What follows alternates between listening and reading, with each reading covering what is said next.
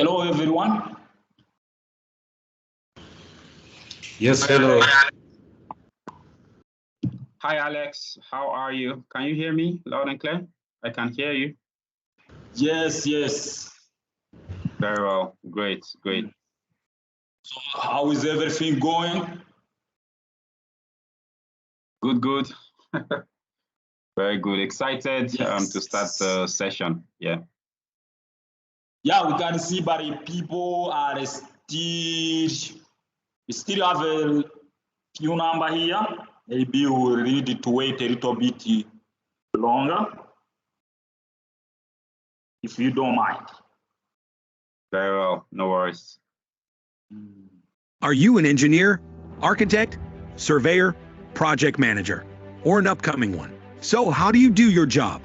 Did you adopt world-leading technologies? Or you are still struggling with traditional ways taught in a college? Hey, this is the 21st century. To win more jobs, you need technology that makes all things quicker, smarter, and excellent. Introducing Nziza Global, an online training platform for the advanced use of CAD, CAM, CAE, and BM technologies in the sectors of architecture, engineering, and construction, designed to train and certify professionals and fresh college graduates on the latest design and technical studies technologies. We have a variety of courses. Just choose the one that aligns with what you do. Our professional training programs are verified and certified by the world's biggest brands in this industry, such as Autodesk, Bentley Systems, Midas, Prota, SketchUp, Microsoft, and more. We don't just train the software, we train you how to deliver a project with high-performing software available in the global market. Get trained on how projects are delivered with dedicated technologies in the modern era. Start today. Join Nziza Online Learning.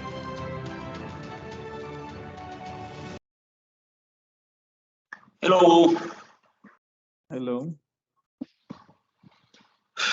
Yes, I think we have waited for 15 minutes, which I think they are enough for us to get started. For those who are here for the first time, we are in Nziza.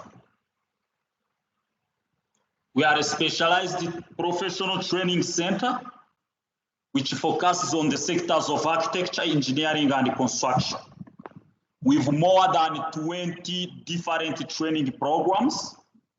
Our training focuses on the use of latest CAD, CAM, CAE, and BIM software technologies. Today, we are conducting a free webinar for civil and structural engineers, which is going to focus on structural modeling and design of composite structures. We will use Turkish flagship software for structural and earthquakes engineering, Protastructure. Our instructor, Keinde Ademi, is a civil structural engineer with a master's degree in structural engineering and award-winning professional engineer.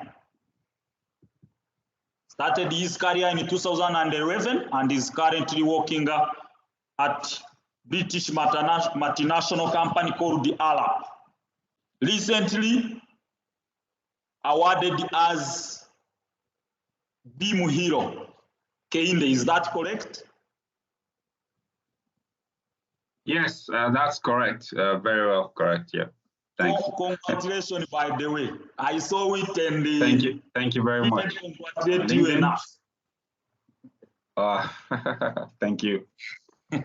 So he was awarded as a BIM Hero from BIM Africa. So, and now today is going to be demonstrating how Protastructure can handle composite structures. And from there, now or after the webinar, feel free to follow us on social media. We are in Nziza Global, so that you can keep updated, can stay updated with our latest and trending programs and free webinars, as we conduct free webinar every month. And the next month we have a webinar for quantity surveyors. So today It's a webinar for civil structural engineers, and it's my privilege to welcome Engineer Kainde Ademi to deliver his demonstration of today. Thank you very much. Many thanks, Alex. Thank you very much for the introduction. If it's okay, I'd like to share my screen, but I'm not sure I have the permission to do that yet. So if you could help check, and I'll share my screen and get started. Thank you. You are already enabled now. Great, thank you very much. Yeah. So just a minute, please. Thank you. Windows. Sure.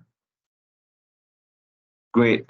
Please do let me know once anyone is able to see my screen. Thank you very much. Yes, the screen is visible.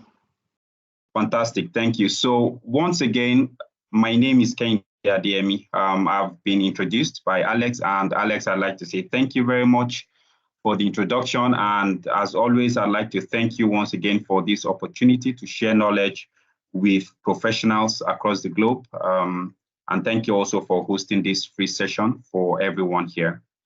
So today we are looking at seeing how we can accomplish composite designs using Protastructure. But before I delve in, I'd like to just quickly share with everyone that Protastructure is a BIM compliant tool, and that is powerful enough to serve civil and structural engineers in carrying out diverse and complex structural designs. Protastructure is a 4-in-1 suite. And as a practicing professional, I've used this for many years. And so I am not marketing this solution. I'm letting you know that this is a solution that has delivered results to me over and over again. And I've been using this for years. My team, my company, we've been using this for years.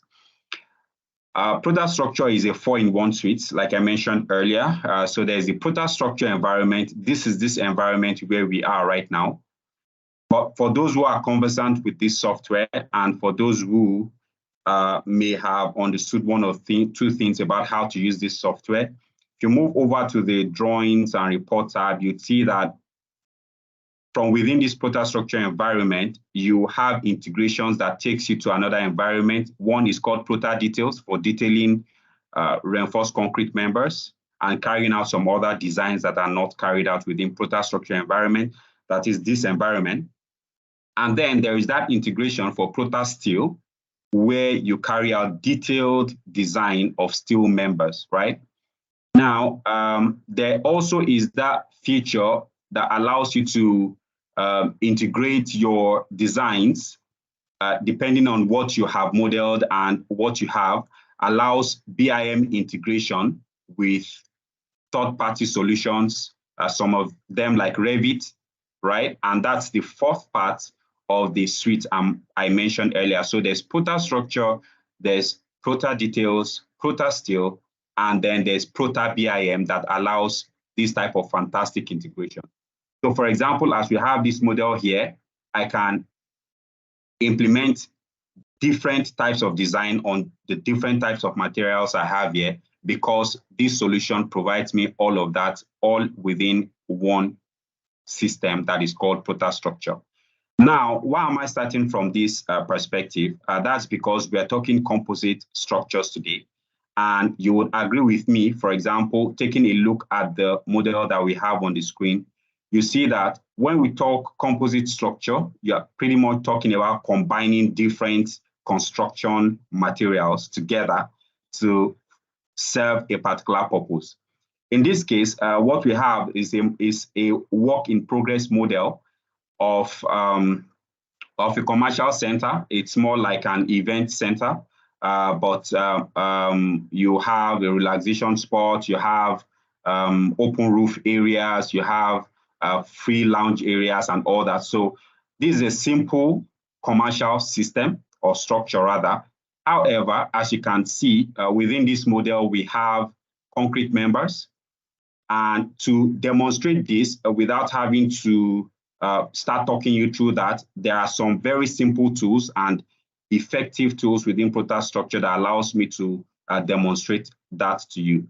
So if I go to the review section here, that's the review tab right here on the screen, I can move on to the visual interrogation, and from there, we can visually interrogate this model together.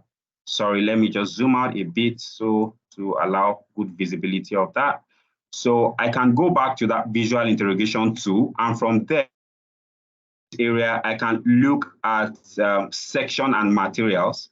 And so from here, I can have a look, first of all, at the different types of materials that I have within this model. So right there, you can see that with this visual interrogation, you can see that I have concrete within this model.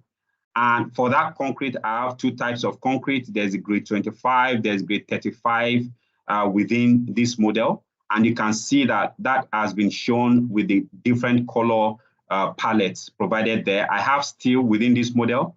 And even for that steel, I have different grades of that steel. So I have S235 within this model, and I've got S275 as well within this model, and then C24 concrete. And then, so what we're saying here is that for composite models within Protastructure, first of all, this is something very possible.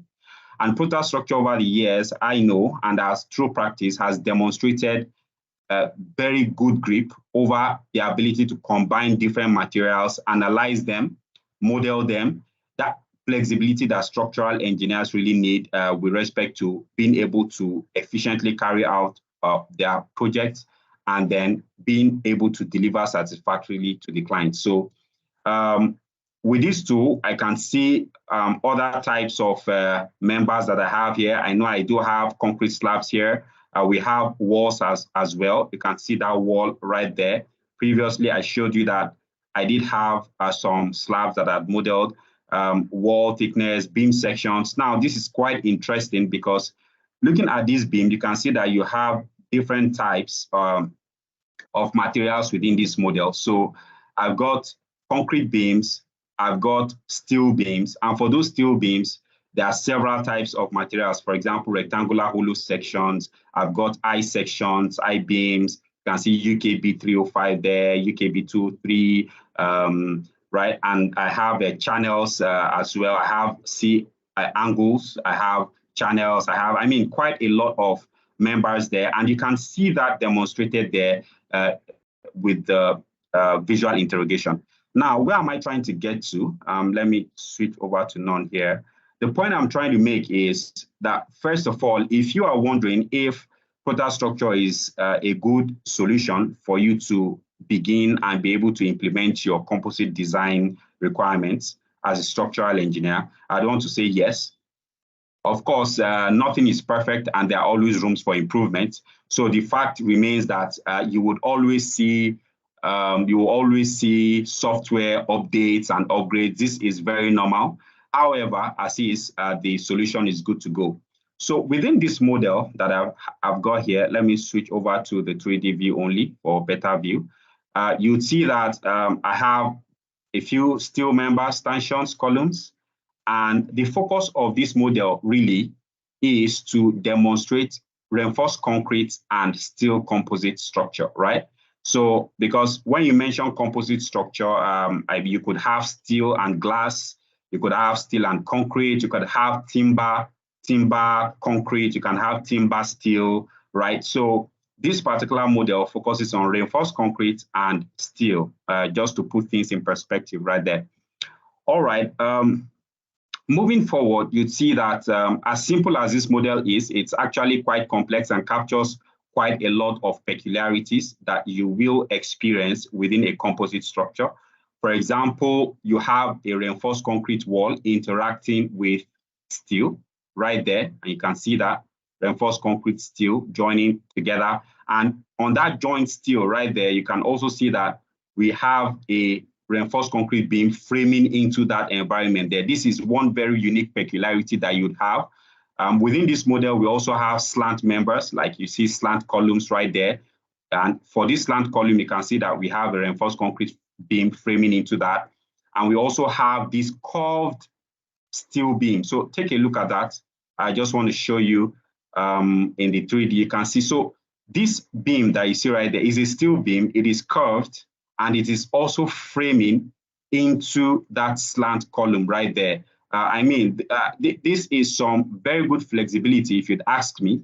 You have that steel, you have the steel, slanting steel column right there as well. And then you have beams framing into that, steel beams framing into that as well. As I move on here, we have a pergola system here at an entrance here. We have is actually a door because you're on the ground floor.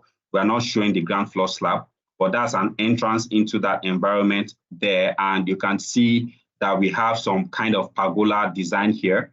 And that is achieved with with rectangular hollow beam sections, that's steel members, and then framing into reinforced concrete beams right there. So moving forward here, just in this area environment here, you can see that we also have a system where you have a reinforced concrete slab, right, supported by steel beams. So these are steel beams right here, all around that. And interestingly, you can see this steel beam also supporting a masonry block wall. So this is a masonry block wall right here, and you can see that that steel beam supporting that. Again, I'm trying to take you through this so that you can begin to appreciate the solution that you have before you, and also the capability. I like to see it as an enabling tool, right? Because they say that an engineer is only as good as his tools, really.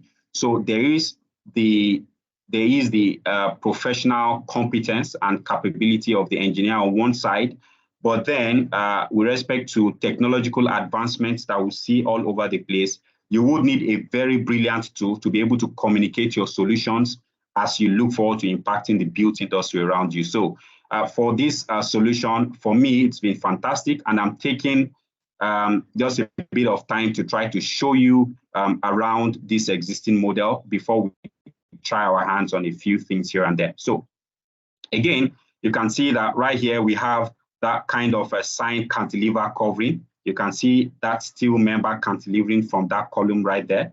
And then we also have a roof covering system, purlines over those cantilevered beams. And then you have a cladding, which is a roof sheet over that. So again, throughout this model, you have features like that.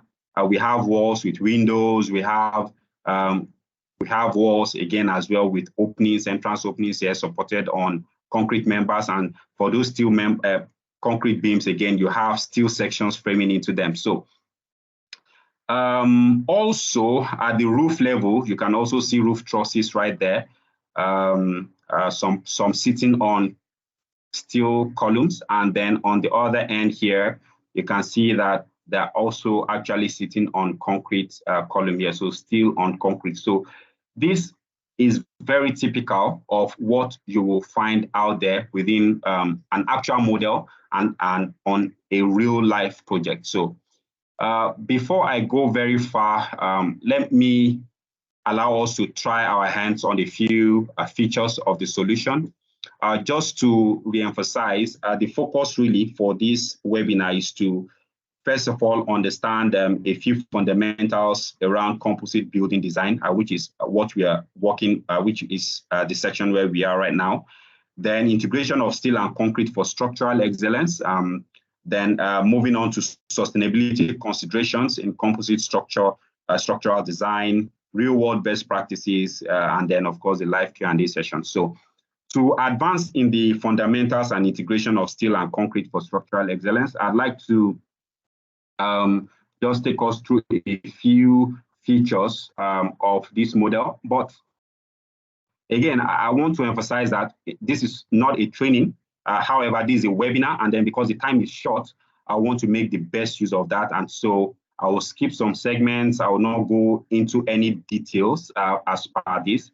But the good news is that we have a very detailed training that has been delivered with Inziza. all you need to do, whether for reinforced concrete or for steel, all you need to do is to enroll, and then of course you'll be able to get the full benefits of those training, very comprehensive trainings. Myself, I go over them again and again. Of course, I prepare those trainings, but knowledge is never lost. So sometimes you want to go back to gain knowledge from yourself again, and that's what I found that solution to those trainings to be able to do for me.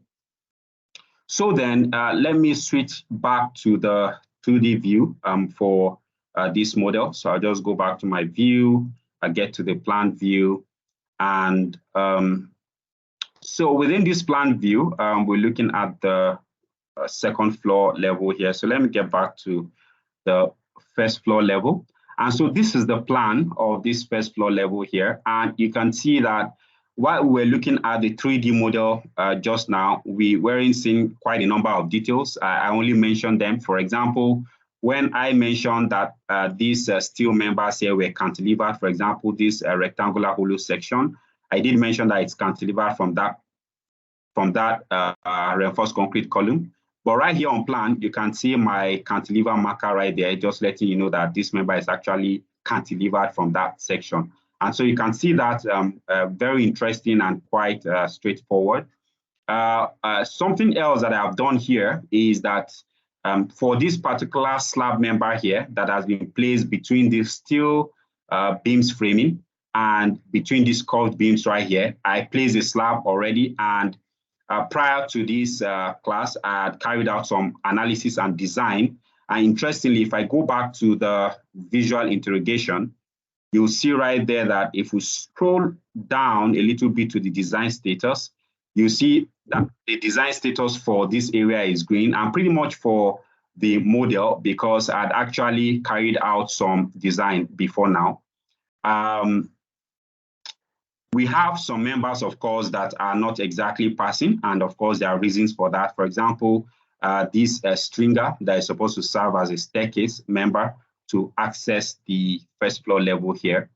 Again, this is work in progress, not complete, and together, I want us to just touch on a few areas and get that completed. So scrolling down to zooming in rather to this area, you'll see that for the design status legend that we have here, members that have been designed and okay are shown in green, and that you can see right there. Members that have been designed and failed shown in red, like this particular member here. And members, of course, that have not been designed are white out. For example, all these slab panels here, I've not designed any one of them. I've only designed this particular slab panel here, and you can see that that is also green out, which shows that the design is actually satisfactory with respect to the reinforcement provided and also the support member. So again, why am I emphasizing this to you? Because in this environment, for example, we can see how Protastructure effectively captures this slab being supported by these steel members there. And it also recognizes the supporting members and is able to provide an appropriate detail or reinforcement detailing for this slab member. Of course, it's not perfect, like I did mention earlier, because I think one mistake that some engineers do make sometimes is that they expect a software to do all the work for them. It shouldn't be the case. As an expert and as a professional, you will know that there will be a few areas where there might be inconsistencies. It might not necessarily be because the software is not delivering your expected outcomes. It might be because, for example, your usual practices, your branding requirements in your organization requires you to maybe present information in a certain way, and no software will provide every individual practitioner the exact requirement they need. So again, these are some areas where the solution can be, where you can understand and then tailor your solutions accordingly. So now let's try our hands on a few aspects of introducing some structural members. How can we do that? Now we're switching over to integrating these steel and concrete members for structural excellence with respect to structural practice. So of course, for every design, you would have needed to implement your general arrangement based on your governing design codes. In my own case here, I'm using the British standard codes. And so if I go to settings, for example, you can see under the codes there, the codes that I had previously specified for this model. So you can see that I'm using the Euro codes for this design that we're implementing. And I had also specified my project preferences previously. I mean, this is something that we have shown in some other webinars and also in our trainings fully captured, so I won't dwell so much on that. So moving forward right now, so let's introduce a few structural members and also maybe review a few also that we have right here on the screen. So what I want to do is to split this, section, or rather maybe introduce a column somewhere along this grid line right here, split these members, and then introduce a few floor panels here, and then maybe a few walls here and there, and then we can run the analysis together again, and then we can see how we can then proceed from there. So moving forward, I'm going to make a few modifications, and so first things first, I'm going to take a look at this structural member here, which is a column S275, 254, 25489. So I can activate the properties of this structural member by going to properties, and you can see that following my cursor now, I have a reference for the reference for that column trailing the mouse right there. But how did we access this in the first place? To access that, you can activate the properties of an existing member, like I've done just now, and on the column dialog box, you can then click on that icon right there, which is the section manager. And once you click there, that brings up the Steel Section Manager for you right on your screen. And what is very fantastic for me here is that Protastructure has a database for steel members from multiple countries within its database. So you can see British standards, European standards, American standards, Singapore, Malaysia, Japan, Thailand, Vietnam, China, India. And the good part is that, for example, if I go to the British standards, and let's say I selected universal beam right here, you see that there are quite a number of universal beams available to me here, but chances are high that maybe within your local market, you might not see exactly what you have here. And that might require you to then want to look for some of these section sizes outside the British standards. For example, looking at universal columns, you can see that I don't have too much of options under the British standards.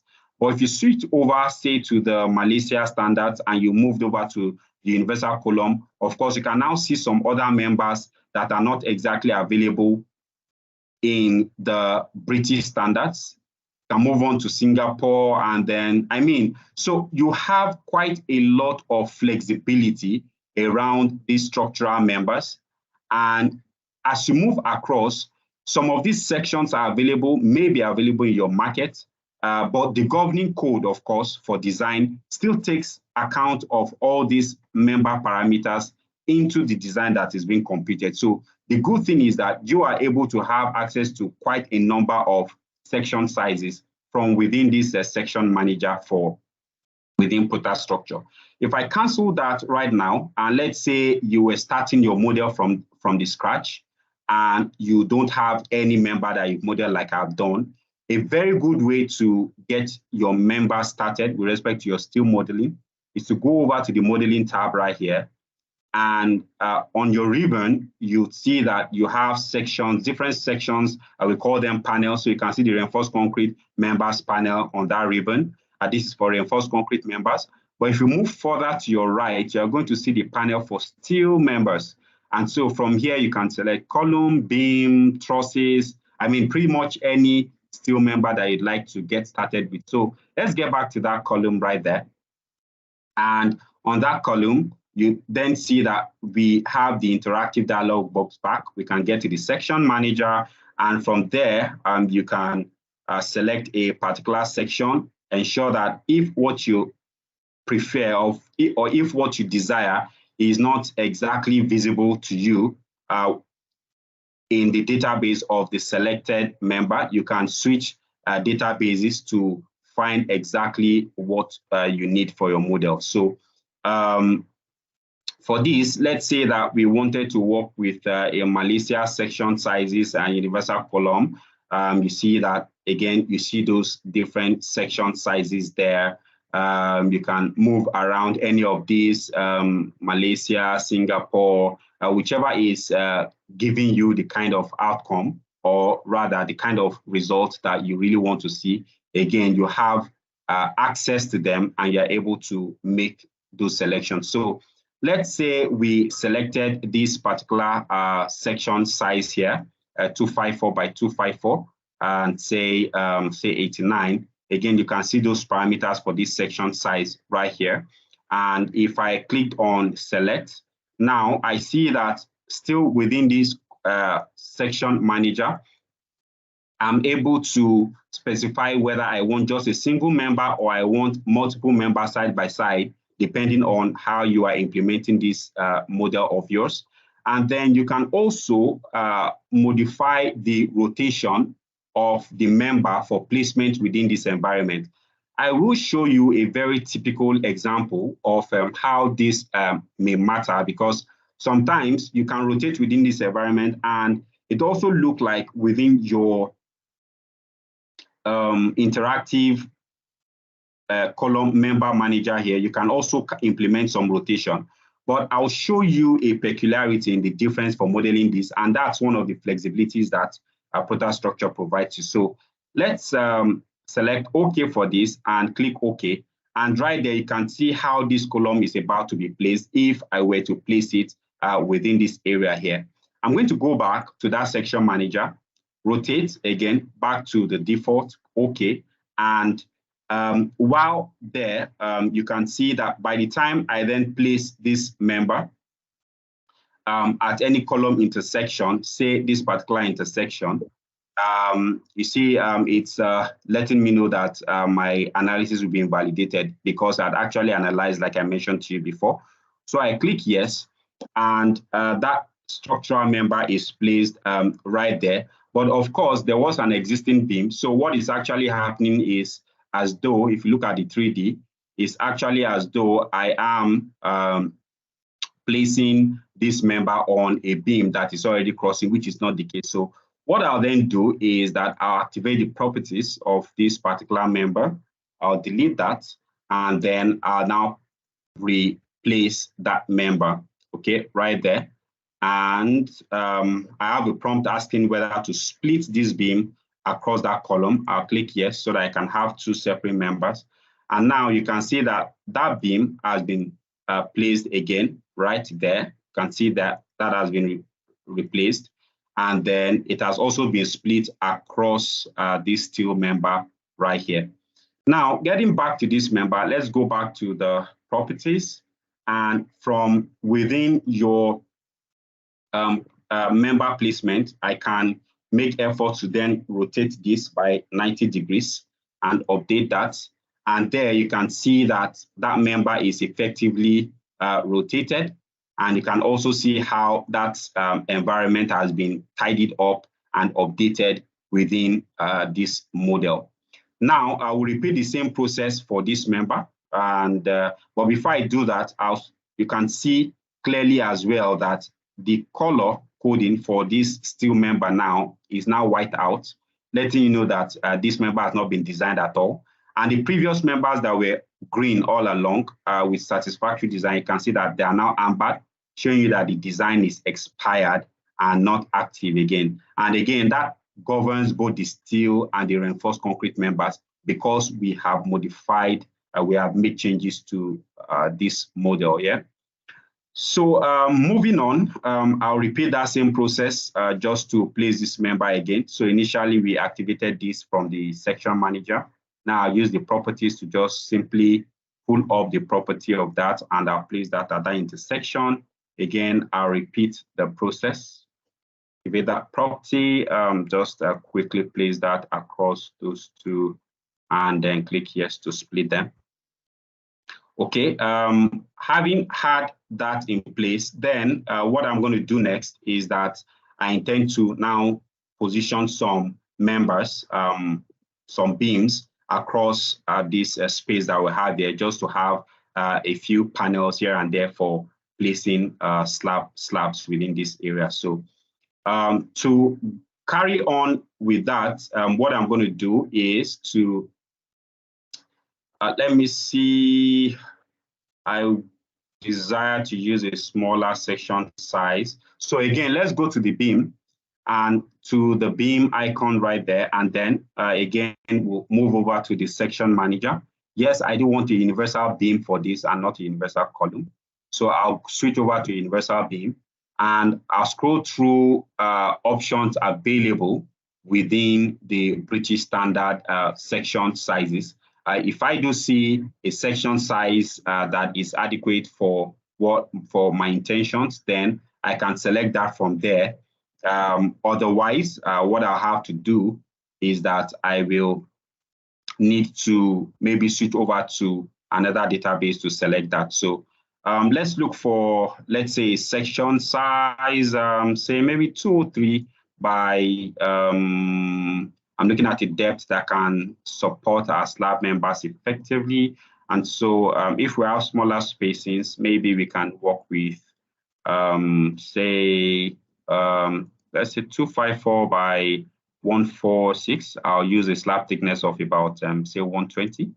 And so with respect to this, I'll click select, start, and I'll click OK. And based on that, I can now place this across my model depending on what my general arrangement is. I'm freestyling right now. As I move over my cursor to the beams, you see that I'm able to select some particular geometrical location on those beams, right? So I could just click there without needing to model any grid line in place. I have the option to do that. And as I hover close to that again, I can repeat that same process. And as I hover, I can repeat that same process, yeah?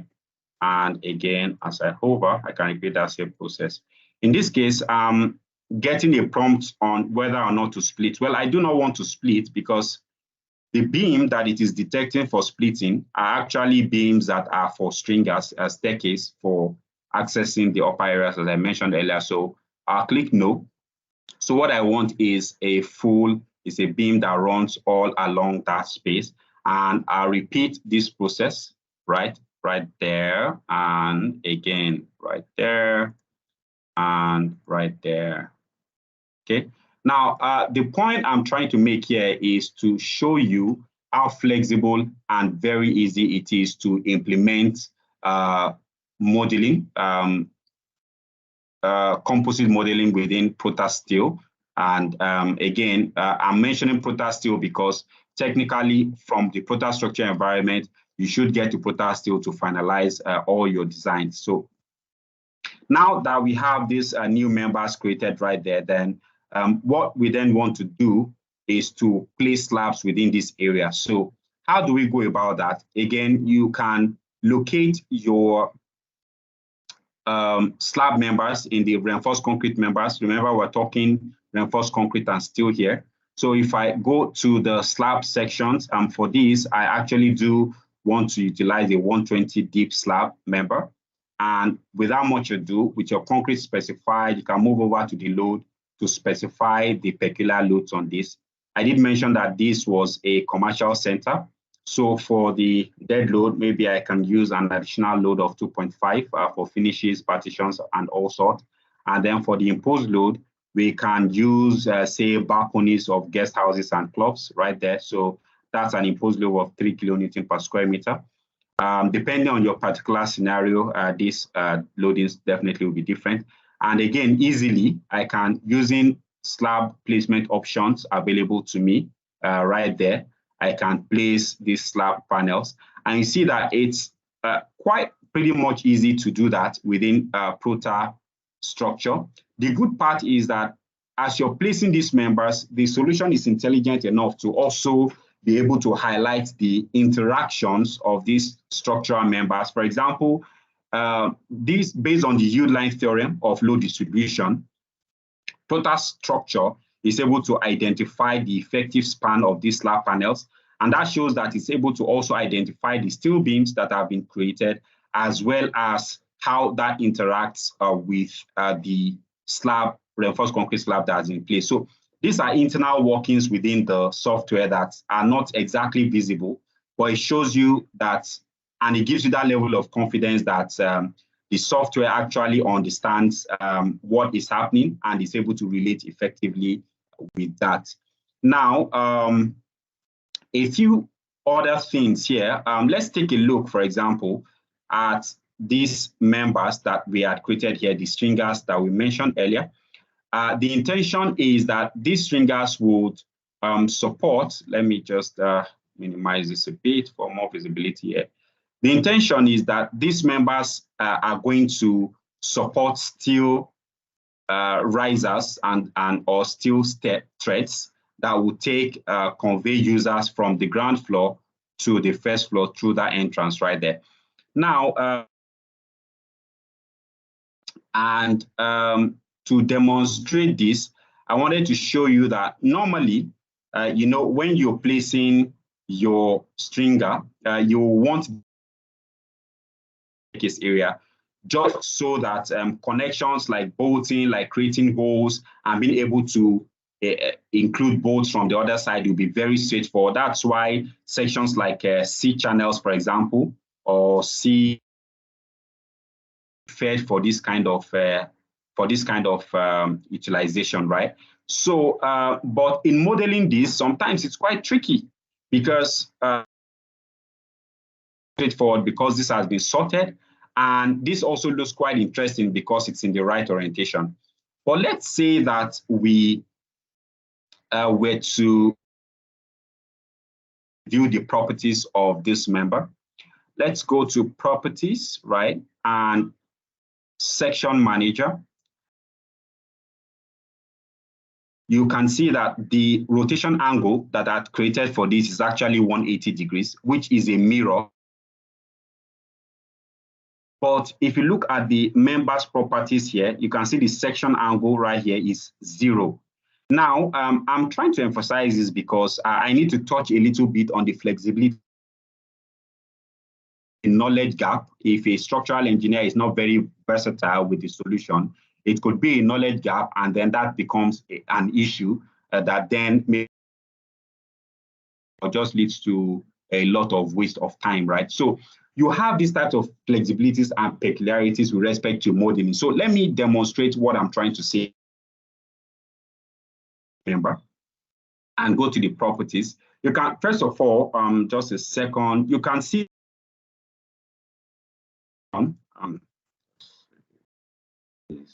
right there of this member. So you have the flat side to the left, and then you have the C part to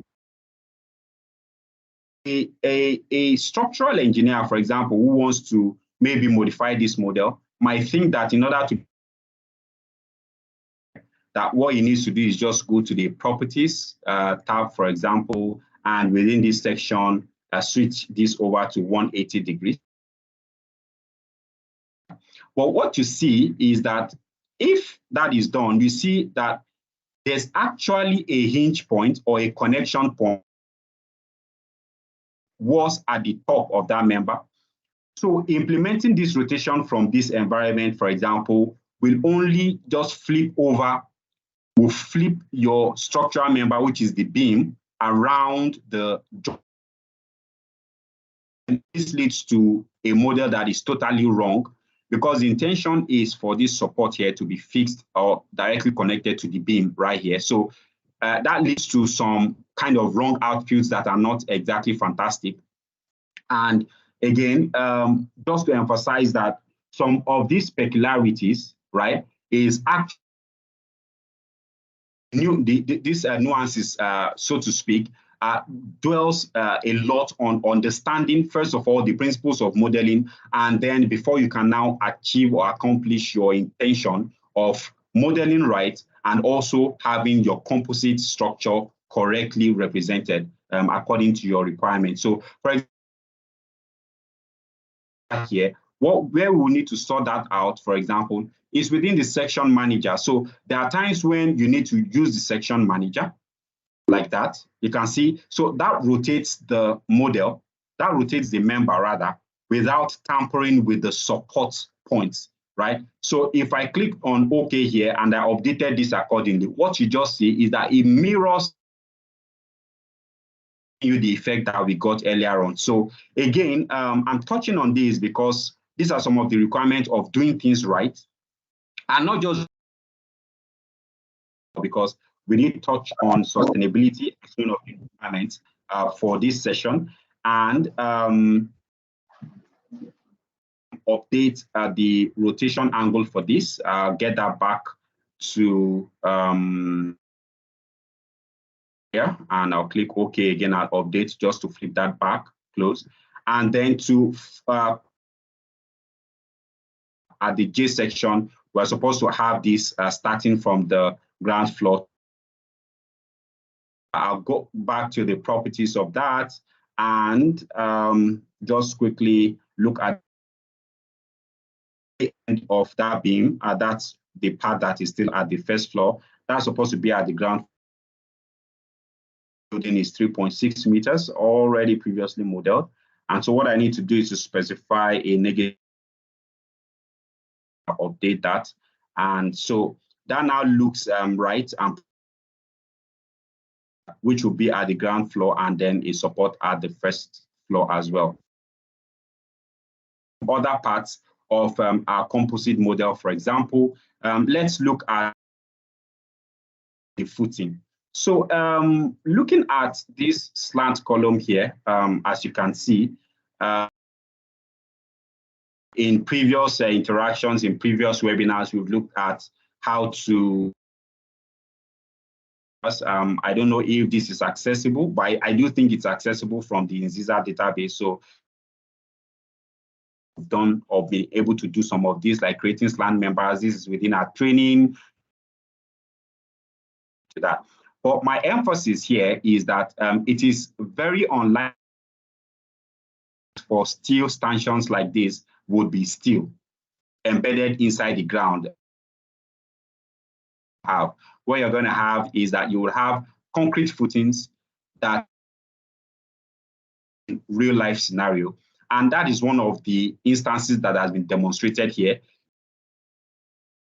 But you can see that that column is steel column is nicely situated. Pedestal transfers the load from the ground floor level to the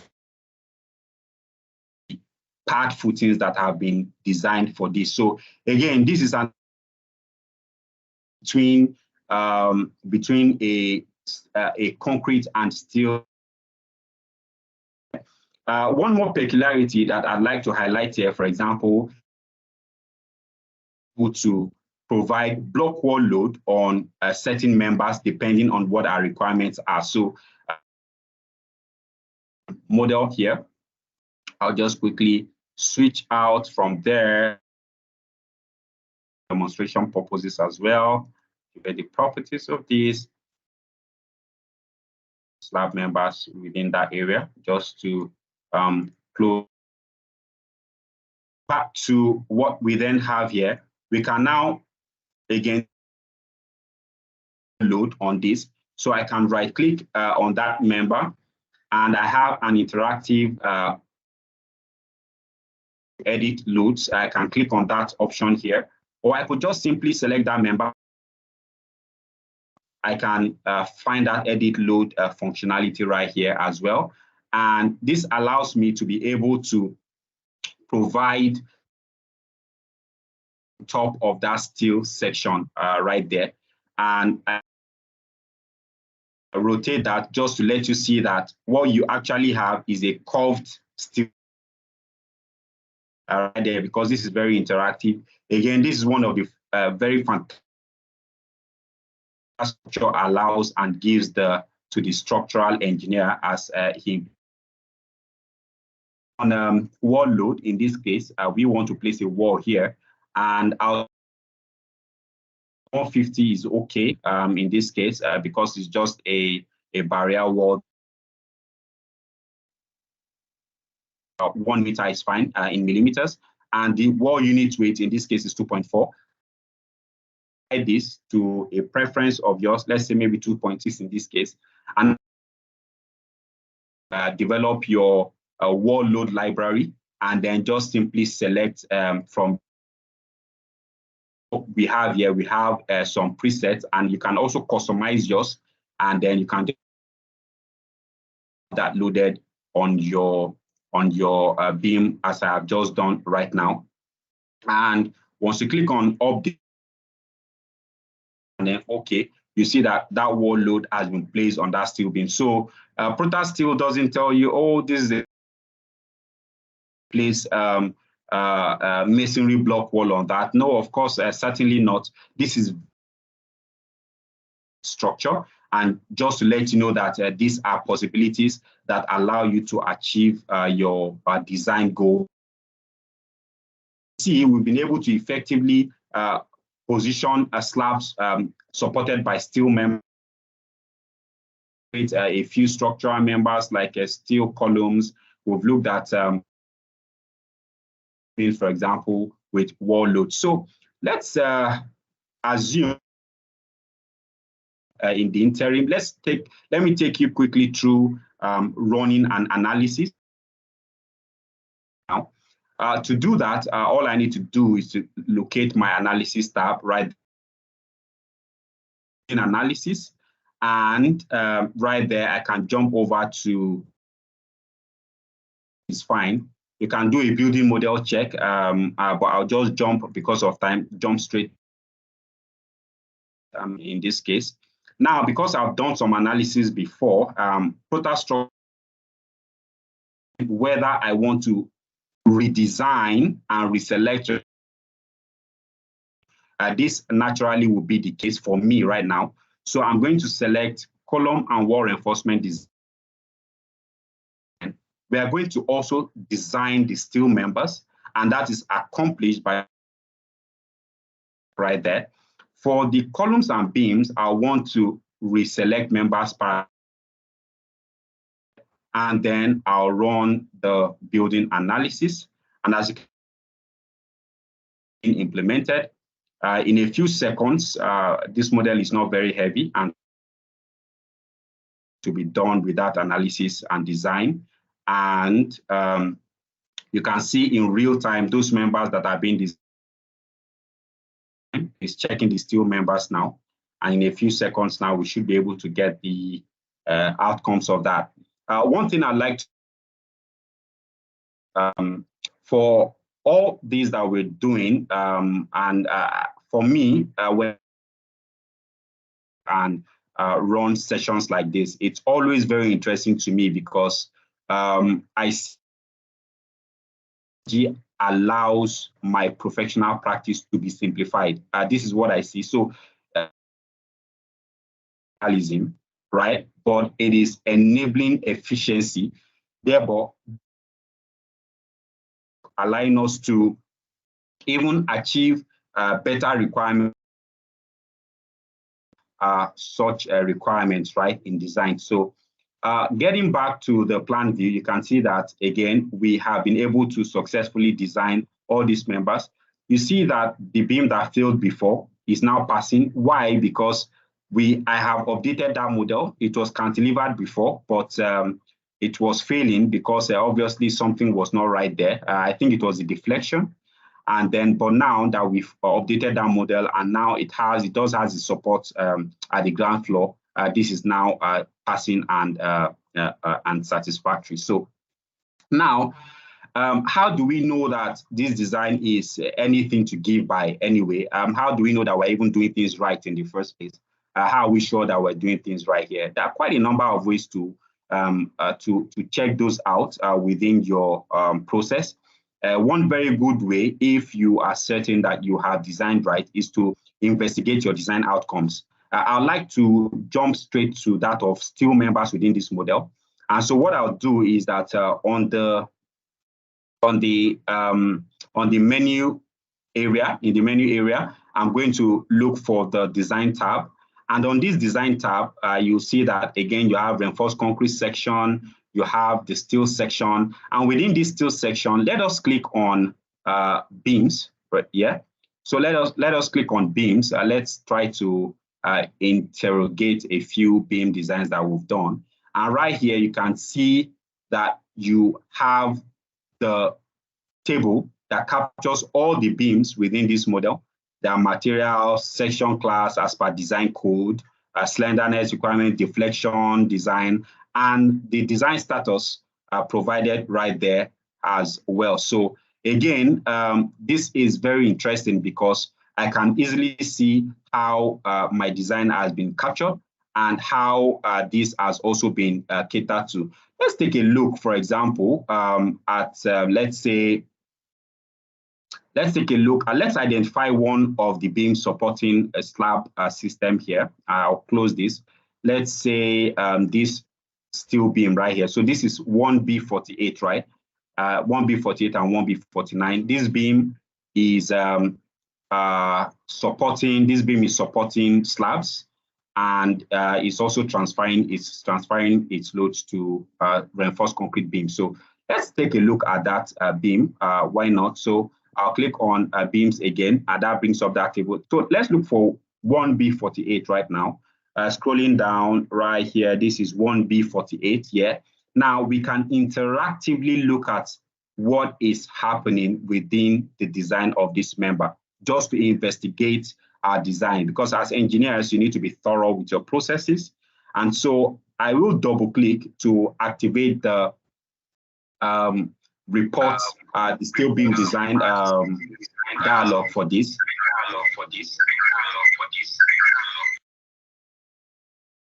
Sorry. Okay. All right. Thanks. I think that's sorted. So within that, you can see schematics for that particular beam member. You can see the parameters. You can also see a few design parameters, design requirements that have been carried out for this section. If you wish to see more details for the calculation, this is very interactive. You can see that. I can expand this to see more information on the design calculation details that have been implemented, the checks that have been implemented for this particular member. And right there, you see how all this meets the requirement. You see the governing, the critical combination that is governing those designs. And all these parameters are all in tandem with the design code that you've selected, which is very interesting. You may want to interrogate the diagrams, the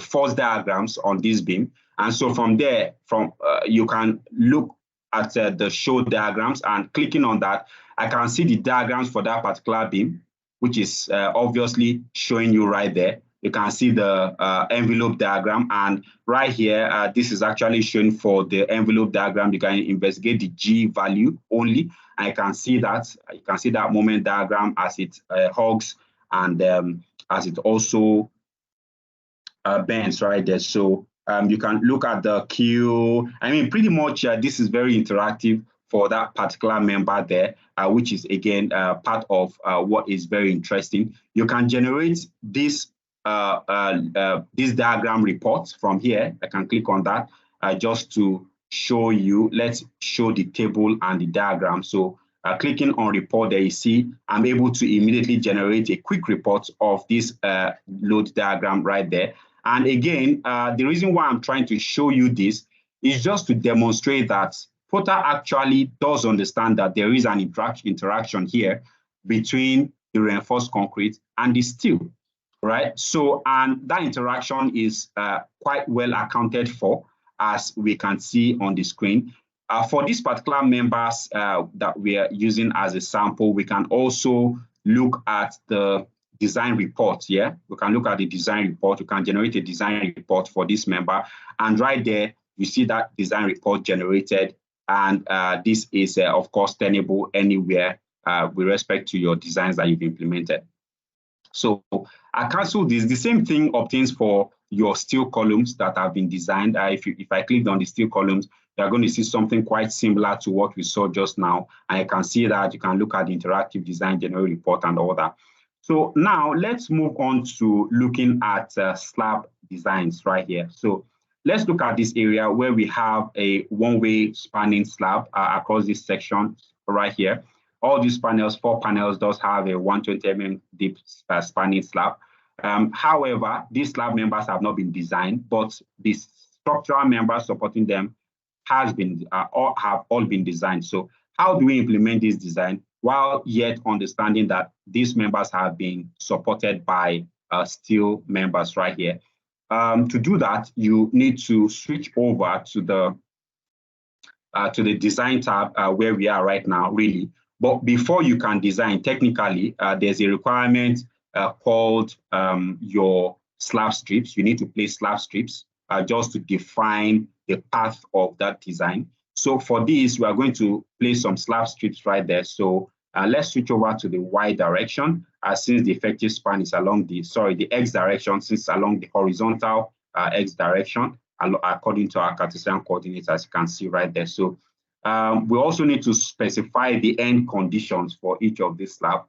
So we do know that this slab is starting from a discontinuous member here. So we have to specify discontinuous at start and discontinuous or terminating in or on top of a beam at the end, which is also what we have here. So I can then do that, click, holding down Control at the moment to have a perfectly horizontal line, and I can place that.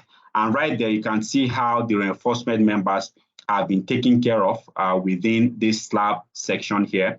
So you can see that we do have the reinforcement, the top, the bottom, and all that. And these slab members have been totally and well defined. So effectively, the loads, the slab members are well supported, and the loads are properly transferred, and the members are also being able to be designed, right? Now, this is all concrete and steel, right? So let's close this for a second, right? Let's close this for a second, and then we can take a look. Let's take a look at the 3D view, where I will want us to take a quick look at designing or introducing concrete footings for steel members, right? I would like to take you through that process. So, of course, this is one of the stanchions that have been designed. And again, in this plan view, I would like to quickly switch over to, let me save the project for now. And then I would like to quickly switch over to the foundation level because technically that's where you implement your footing design. So we have some footing designs that have been created before now. And you can see that they are in orange color, letting you know that the analysis have all expired, no longer correct. So, but before I design, what I want to do is I want to use the visual interrogation to show you that loads have actually been captured and transferred to the foundation. So if we go over to the column display right here and we moved over to the loading configuration here, we can activate a few loads. So let's say we want to see the axial loads, transfer the bending moment, and then based on, let's say, the G plus Q combination, yeah. And once you click OK, you can see the loads that have been transferred to the foundation based on the loads that have been carried or transferred by each of these members. So you can also see the moments, accompanied moments that are transferred to the footings as well, irrespective of whether they are concrete members or whether they are steel members. These loads have been well captured and are now also transferred to the foundation. Yeah. So again, this is just to demonstrate to you that there is a process flow here, and the system is actually being able to integrate with itself, understand the load transfer procedures, and this is quite effective as expected. So to proceed, let's try to place a footing for this particular member here. So All you need to do right there, before I do that, let me just rotate this a bit. So this is the member that we are referring to right here. You can see that selected on the plan. So right here, I'll right click, select, and click insert part footing, just to insert a part footing right there. And there I get the interactive dialog for this part footing.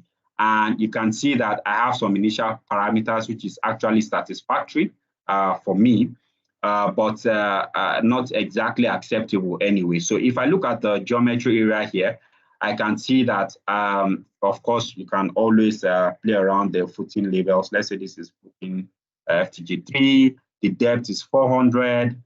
This is the minimum depth that has been specified. You can, of course, modify this at any time. Your concrete cover, let's say our concrete cover is 75 and not 50. For the LX and LY, that's the dimension in both axes. You can modify, you can play around this actually.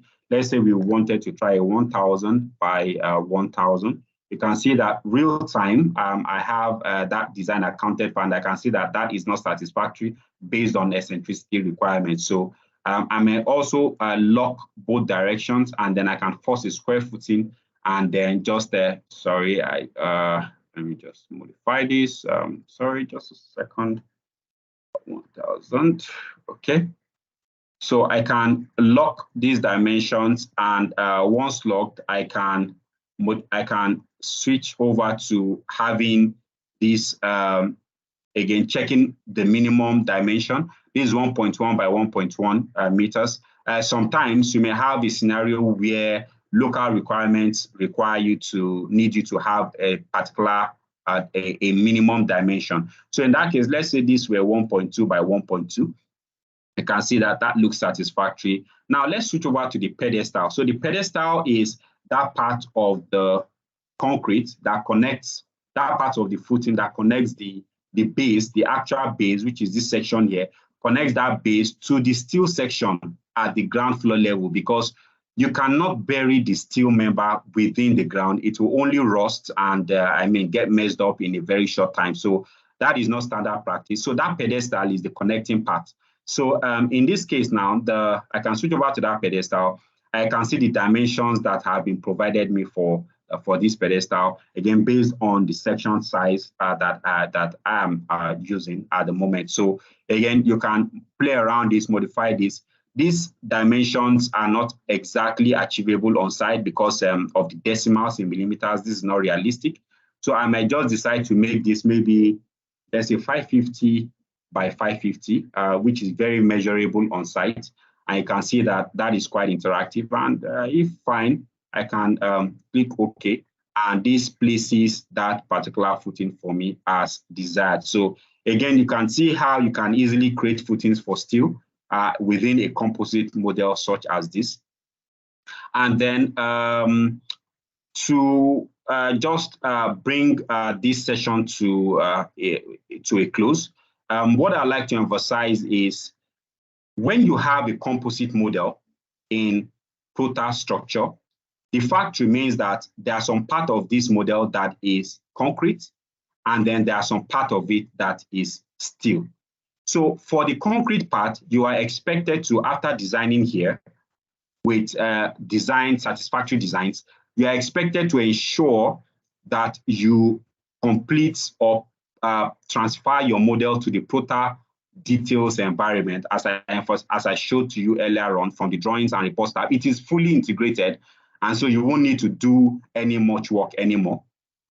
You need to take these members into transfer them to the Prota details environment, where you can create your detailed drawings, your bar bending schedules. You can carry out some additional analysis if you so wish, and all that. And for the steel members, you will need to take them to the Prota steel environment, where you can then create assembly drawings, construction drawings, part members, part numbering, and also even finish some parts of the model, like your stringers, your staircases, your handrails, and a few others that are not exactly available within the Protastructure environment. So before we moved on to, before we started this webinar session, like I mentioned to you, I carried out a few checks before the class. And so I'm going to, just in a second, I'm going to, let's see, I'm going to stop, let me stop sharing for a second, because I like to share the previous environment of Protastructure with you. Just a second, please. Let me just pull that up. Is that okay? Please do let me know once you're able to see my screen. Thank you. Please, can anyone let me know if you can see my screen, please? Yes, please. Very well, thank you. Thank you for the confirmation. So you would see that this model that you have here was where we started from. This is Protastructure environment. The model has been, I'd integrated the model into the Protastructure environment previously. And you can see right here that this model is quite incomplete and not exactly aligning with what we have right now. For example, take a look at this beam that we discussed on just now. You can see that, and you can see that it's not even slanting. We had modified these members here. We had introduced some slabs here and all that, just to demonstrate to you that this is a previous model. And so what I'm going to do now is that I will now switch over.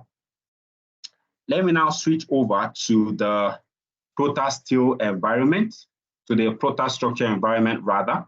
Let me see if I can share my entire screen. Oh, okay. Okay. Let me switch over to the Protastructure environment. So now you can see that we are back to the Protastructure environment. And what I want to do right now is that I want to transfer this updated model to the Protastructure environment as a part of the requirements to complete this design. So once you have your model saved, all you need to do is to get to your drawings and report section, and you can click on the Protastructure, right? And clicking on that, what that does is that in the background, you see that it is letting me know that Protastructure is already loaded and it can be brought forward. So I'll click on OK. And so what I'm going to do now is just for the purpose of this demonstration, I'm going to just temporarily, because I want to show you that integration, I'll just temporarily save this. Let me see, save, and I'll close that. Okay, all right. So back to the Protastructure environment now, if you can still see my screen. So what I'm going to do is that I will reactivate that Protastructure to integrate our design with Protastructure. And what you see that, you can see that pulling up the Protastructure environment in the background, and it is importing those members right now. And then I can see that Protastructure update on my screen. I think you can't see that just yet. So let me share the Protastructure. Let me share the Protastructure screen now. So I have reintegrated. You saw me carrying out that reintegration from Protastructure. It pulled up Protastructure from the background. It updated that model right there. And what you can see right now on the screen is the updated version of the model that we created together just now. So again, you can see the slant members correctly placed right there. You can see the sections, the members, the slab members that we created just now, all in place. The new models, the new beams that the new columns that we introduced right there. And of course, you can see the few changes that we created also shown within this model. If I rotate around, of course, we created this footing newly, and you can see that also shown right here. So there are a few other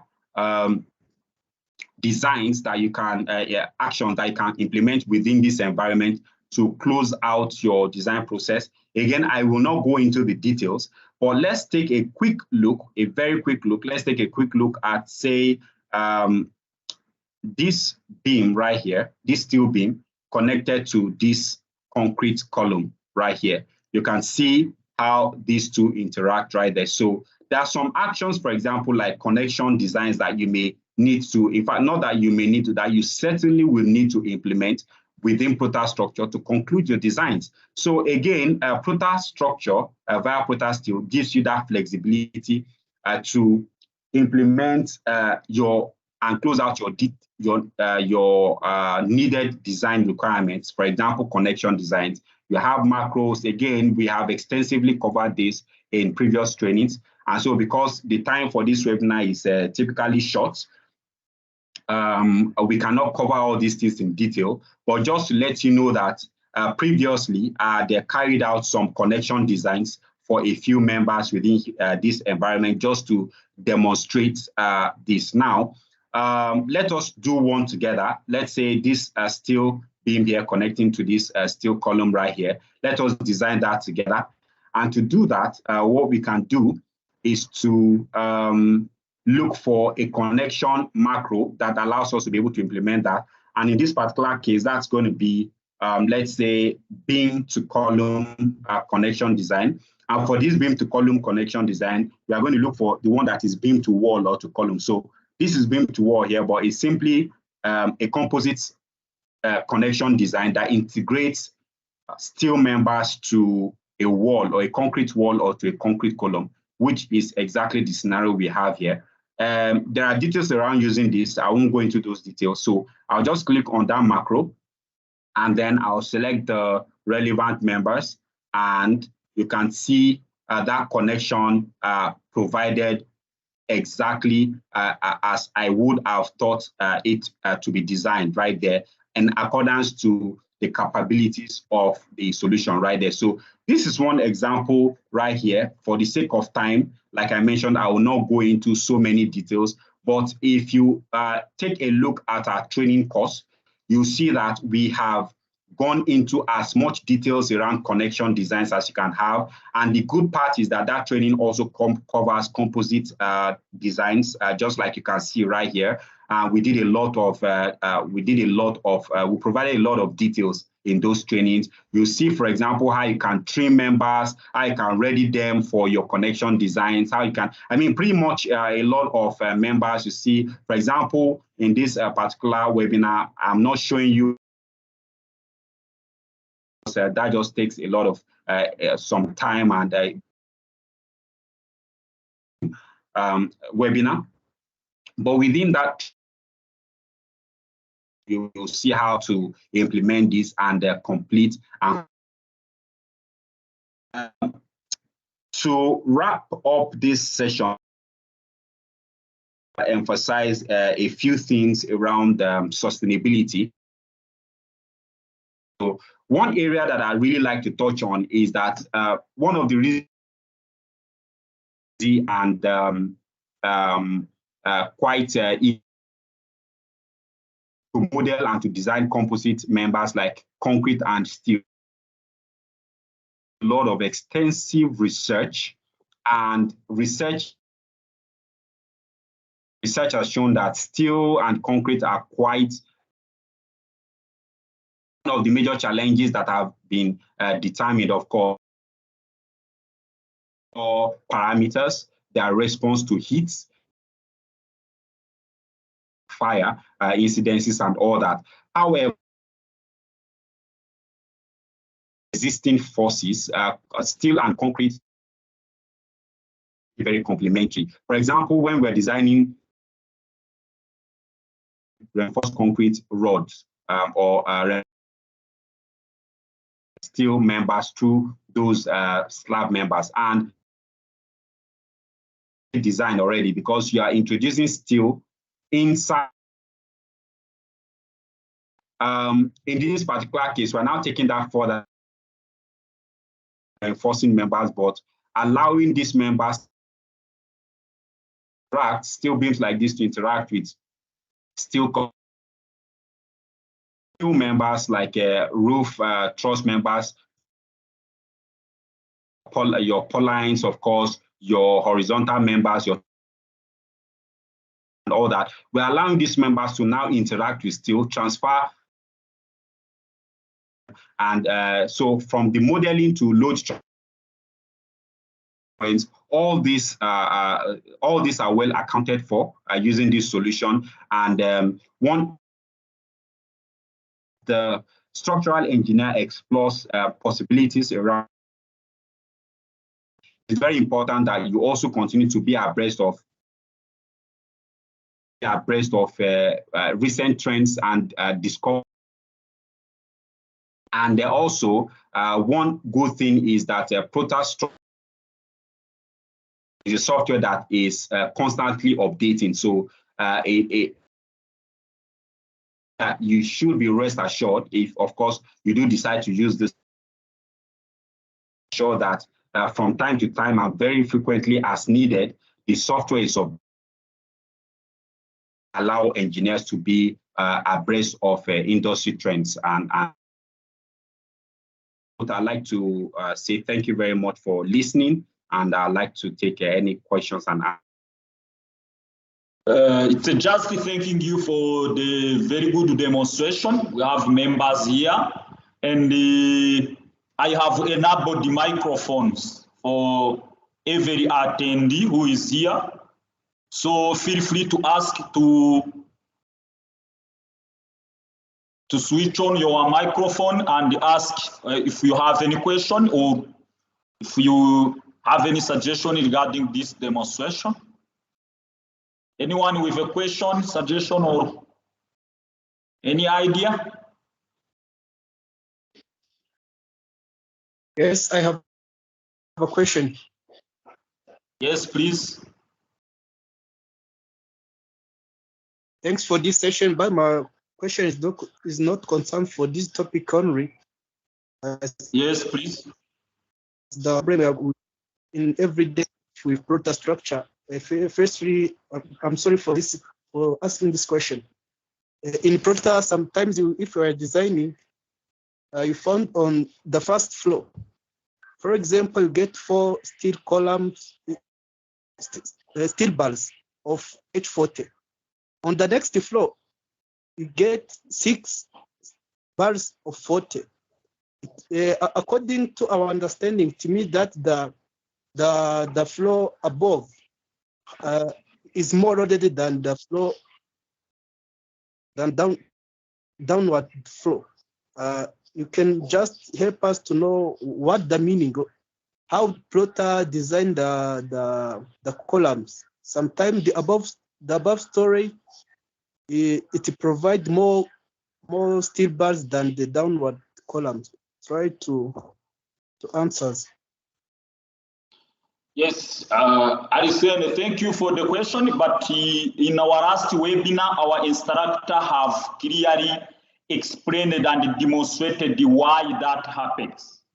We know most of the engineers say it's a weakness of Protastructure, but after the explanation, technical explanation provided by the instructor, it has been discovered that it's a strong part of Protastructure, because it is not always you will have bigger size of steel bars at the bottom and the lesser size at the top. It's not always. Yeah, yes, that's for that to work. That's so correct. Thank you very much. Yeah. Okay. Yeah, Alex, sorry. And yes, please. yeah, you're okay. All right. Thanks, Alex. So here give me if I'm not, but it's a very good question, and I'm very happy that. And if you can see my screen, put us. Let's take a very quick look at the foundation. There was a reason why I showed you, I demonstrated part to the foundation. So just to buttress that, I'll go back to the review tab and back to that visual introduction.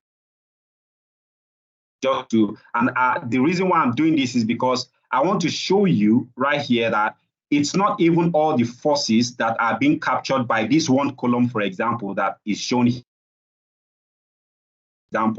But there are typically 3 types of loads that are transferred through whether it is a wall or a column. you have the axial load, right? That is the vertical load that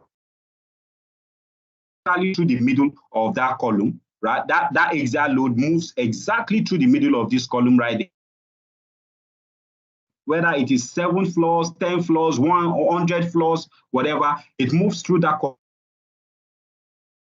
straight to the foundation, right? That is the axial load. That is the one that is shown in kilonewton here. Force that is vertical, it acts on gravity. So this force, yes, base their understanding on when it comes to reinforcement provision, but that is column is resisting, right? So when you are designing your column, you are supposed to account one. That is actually the axial load that you're referring to, because typically the axial load for to be lesser at the 7th floor, because the column at the ground floor along that column is all the load of the upper floors to the foundation, right? But at the 7th floor is probably carrying only the load of the roof alone. So you expect the axial load to be correct. And if that is the only requirement for this design, then the reinforcements at the lower level of the at the upper level. But I'll tell you what, that is not the only force that is on the shear force in this case here. And you can see that when I click on OK here, just for this column, you see that there is axial,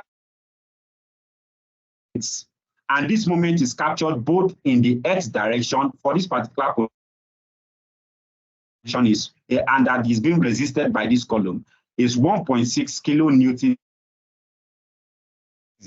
and minus 0.8 kilonewton meter along the column. For example, this column is bending, is having moment direction. That is why you have this negative for the Y, and then positive bending in this direction in the positive Cartesian coordinate. Take a look at the Cartesian coordinate.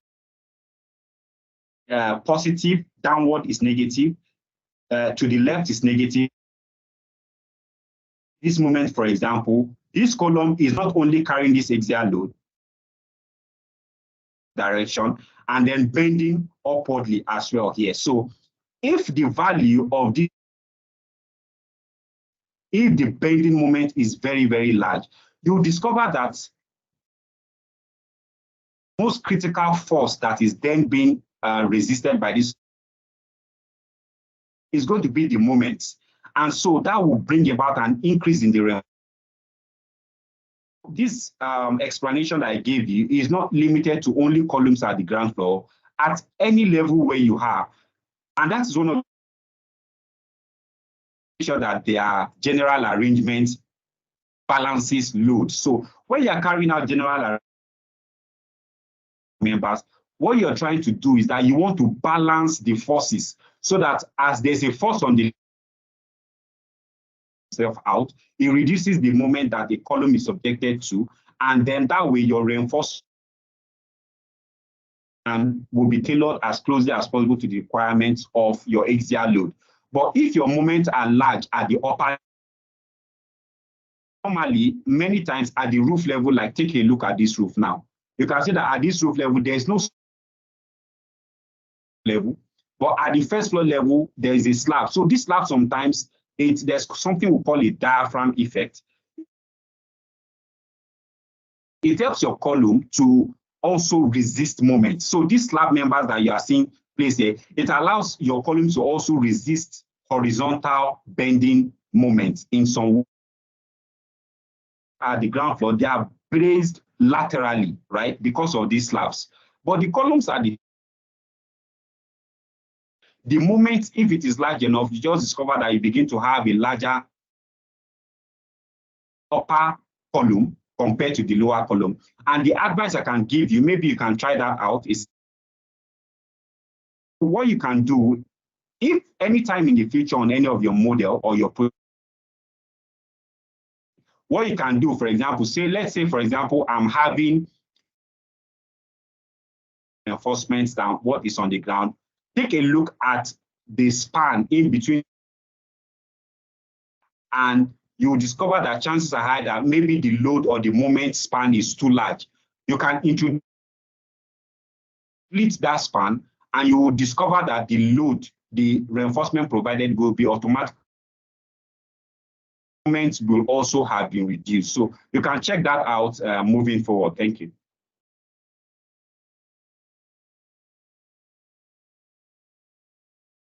Okay. Any other questions?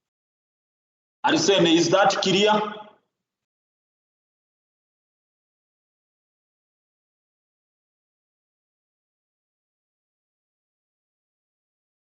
Arisene, your microphone is off. Yes, clear. So it is clear, okay? Great. Yeah, great. Fantastic. So next time when you have many and bigger steel bars at the top, do not complain. Any other question? Yes.